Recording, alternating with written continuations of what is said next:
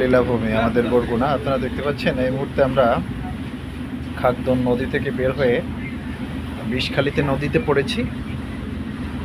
বিষখালী নদী বিশাল নদী, আপনারা দেখতে পাচ্ছেন। ওই পারে হলো আমাদের বরগুনার ফেরিঘাট, বড়ইতলা ফেরিঘাট। আর এই দিকটাতে হচ্ছে আমাদের পাথরঘাটা, এবং এই নদীর মাঝে বেশ কিছু চরও পড়েছে। অসাধারণ সৌন্দর্য এই চরে, বিভিন্ন প্রজাতির গাছ সহ অনেক কিছু রয়েছে। আর এই দিকটাতে হচ্ছে কাকচিড়া। আর আমরা যে দিকে যাচ্ছি সেটা হচ্ছে ঢাকার দিকে। ভীষণ সুন্দর এই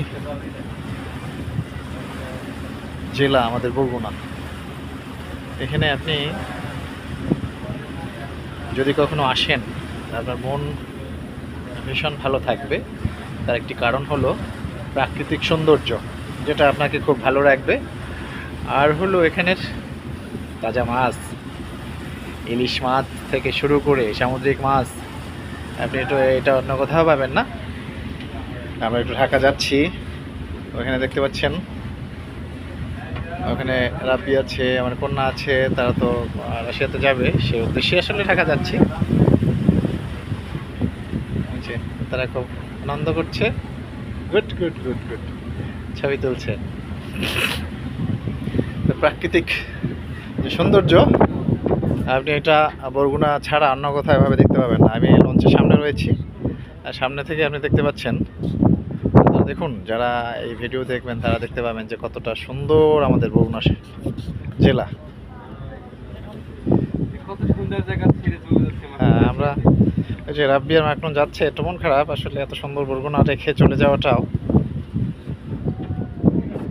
এখানে দেখুন আমরা যাচ্ছি এই লঞ্চে করে, আর ওইখানে লঞ্চ চালাচ্ছে জসিম।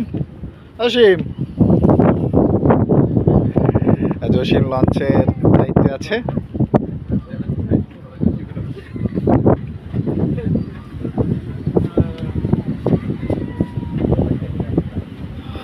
অসাধারণ, ধন্য আমি, আমার এই বরগুনাতে জন্ম, এই কারণে পৃথিবীর কোথাও যেতে চাই না বরগুনা ছেড়ে। এখানেই জন্মেছি, এখানেই মরতে চাই, সুস্থ স্বাভাবিক জীবন